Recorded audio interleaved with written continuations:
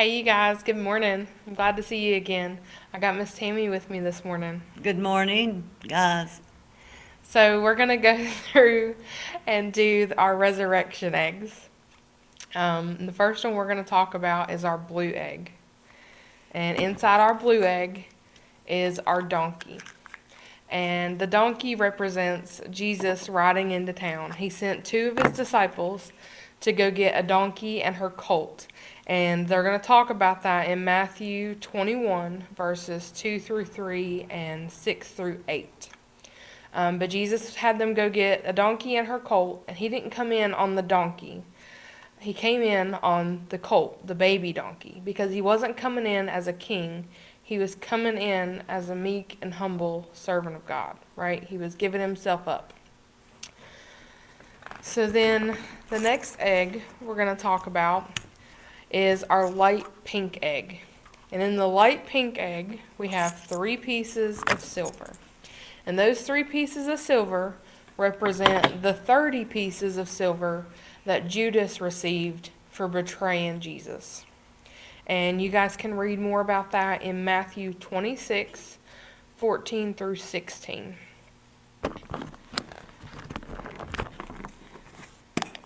This one is probably my favorite, and this is the light purple egg, and in this egg is our cup. And our cup represents the communion that Jesus and his disciples had, the communion that he gave them. The wine being in the cup, and then the bread that he passed them. The wine is his blood, and the bread as his body, and asked them to each take a part. So Matthew 26, 27 through 28 talks about the communion and what that communion stood for, and that it was representative of what he was getting ready to do in dying on the cross for our sins. So we have our orange egg, and our orange egg is the praying hands. And those praying hands remind us of Jesus praying in the Garden of Gethsemane, where he asked God multiple times to let this cup pass for him. He was praying about the whole situation.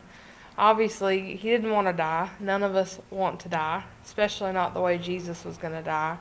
But he also told God that if that was God's will, that it would be done. So he was willing to give himself up, to sacrifice himself for what God had put him here for, and for all of us, for his love for us. So after they left the Garden of Gethsemane, after Judas betrayed him there, and they took him to Pilate, Pilate sent Jesus to be whipped. So that's what's in our green egg, and that's our whip, our cat of 9 tails that they use to beat Jesus with. And you can read about that in John chapter 19. And 19 and 1 is where it says, "Then Pilate took Jesus and flogged him." Okay, so that's where basically the crucifixion starts, is where they start beating him. Our yellow egg is our rooster. And Jesus told his disciples that one of them would betray him, Judas, and one of them would deny him, and that was Peter. And he told Peter that he would deny him 3 times before that rooster crowed twice. And he did. And they talk about that in Mark 14, verse 71 through 72. So you guys can read a little bit more about that and what happened after Peter denied him. Just like Peter was afraid because they knew that if he admitted to knowing Jesus, then they were going to kill him also. In these times that's going on right now, sometimes we'll be afraid. We need to remember that we don't need to deny Jesus. We don't need to be afraid, because we've got to remember that he has it in control. That's right. So in our light orange egg is our crown of thorns. And that represents the crown that they made to put on Jesus' head when they mocked him and called him the King of the Jews. They put that crown on his head, they wrapped him in a scarlet robe, and put a reed in his hand, like a big stick, and were mocking him, bowing down to him. The soldiers were calling him King of the Jews. And you guys can read more about that in Matthew 27, verses 27 through 29. And it goes a little more into detail about what they did to Jesus, how they mocked him, how they beat him, they plucked his beard and spat on him. It was bad, but it was for our good. So then our light green egg is the nails in the cross. And this is where Jesus is crucified. He goes up the hill of Golgotha, the place of skulls. So this hill of death where they're going to crucify him and two thieves, one on either side. And John 19:16 through 18 will tell you guys a little bit more about that too. And I'm sure if you read past there, you'll get some more of that story. So the next thing is our purple egg, the dark purple egg, and that's the spear that the soldiers pierced Jesus' body with.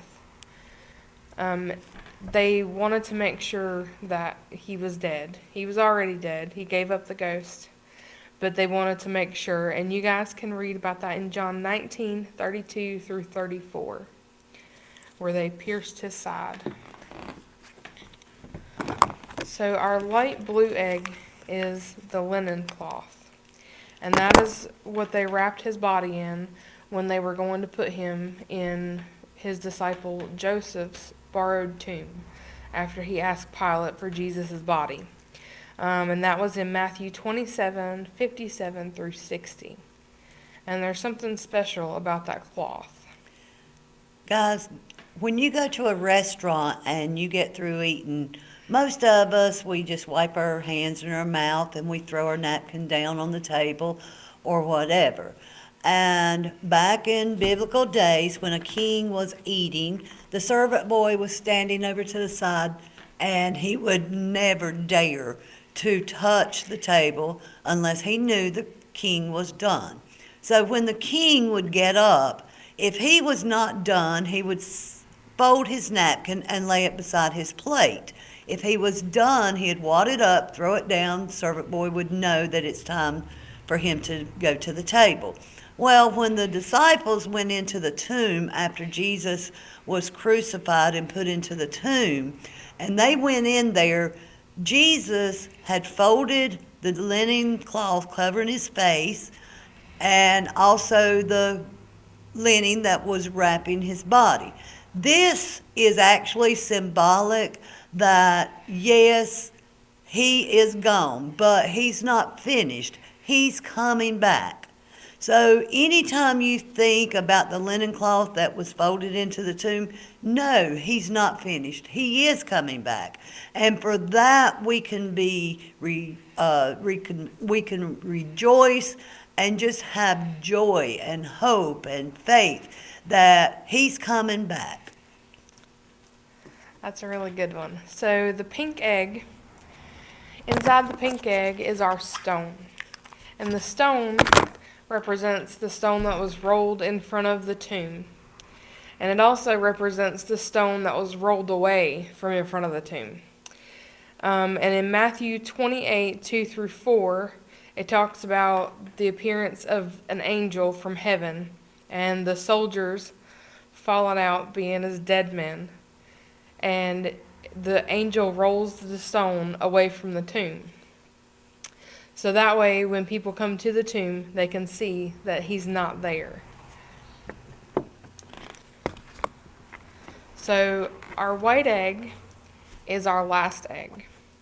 And our white egg is pretty special because our white egg basically represents the tomb that Jesus was laid in. Now the angel came and rolled away the stone so that people could see into the tomb. But they weren't going to see anything when they looked in there. So our white egg is empty.